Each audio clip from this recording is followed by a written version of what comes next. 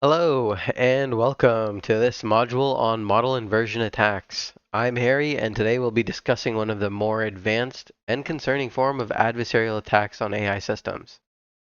By the end of this session, you'll understand what these attacks are, how they work, and what we can do to defend against them. So let's jump right in. First, let's start with the definition. Model inversion attacks. In simple terms, this attack involves reconstructing sensitive input data from the model's output.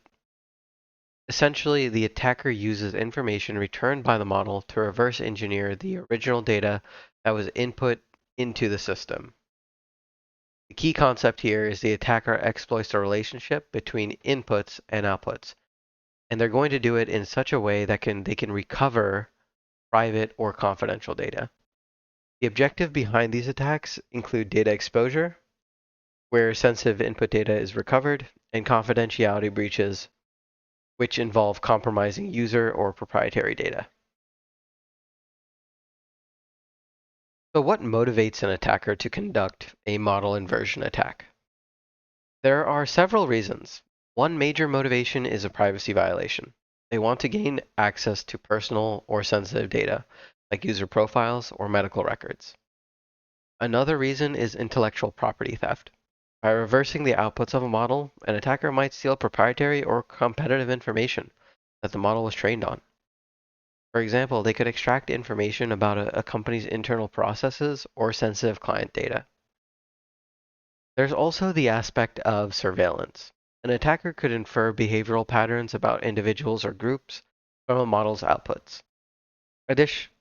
Additionally, attackers might aim for targeted exploitation using the recovered data for further malicious activities such as fraud, blackmail, or manipulation.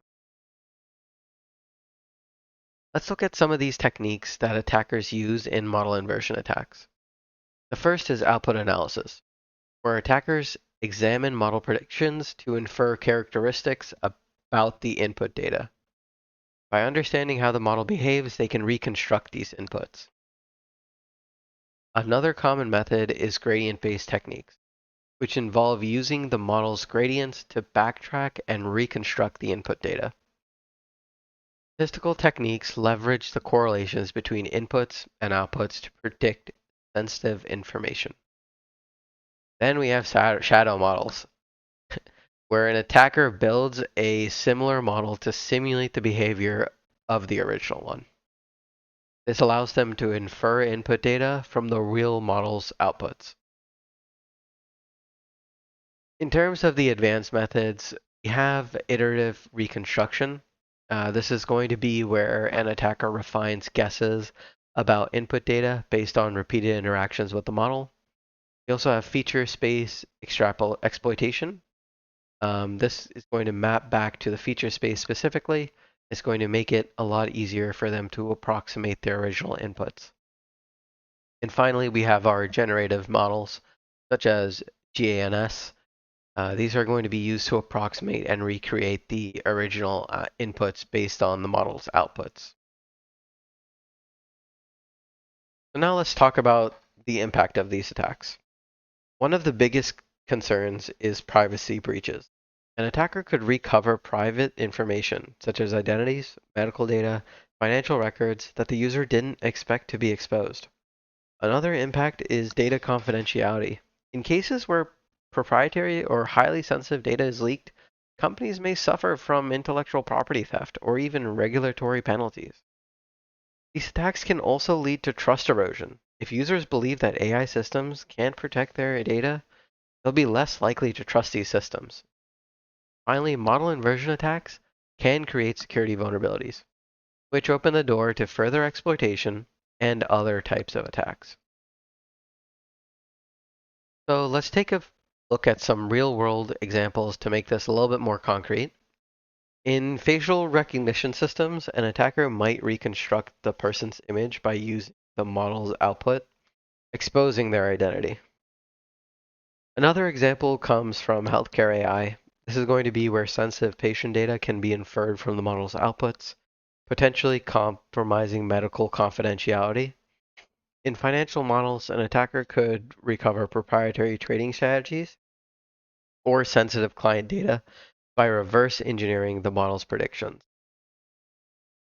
And finally, in the realm of behavioral analytics, attackers can reveal personal behavioral patterns by analyzing the model's outputs. This could be used for targeted advertising, manipulation, or many, many worse things. So, how do we defend against these attacks? One effective approach is going to be differential privacy. By adding noise into the model's outputs, we can protect individual data points from being reverse engineered. Another method is federated learning. This is going to be where models are trained on a decentralized dataset. This ensures that sensitive data stays local and is not shared or exposed to potential attackers. Model encryption is also going to be very crucial. By encrypting both the model and its outputs, we can prevent unauthorized access.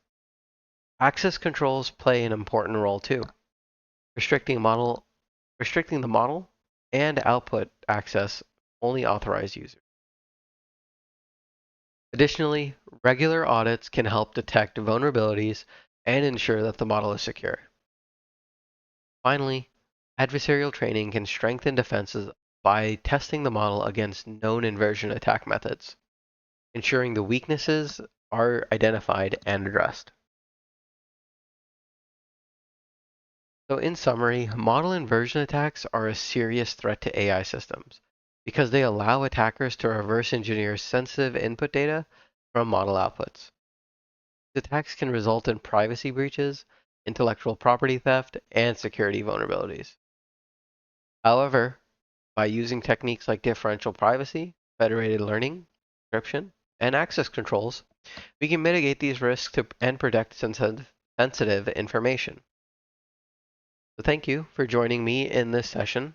In future models, we'll cover more ways to secure our AI systems against some more advanced adversarial attacks.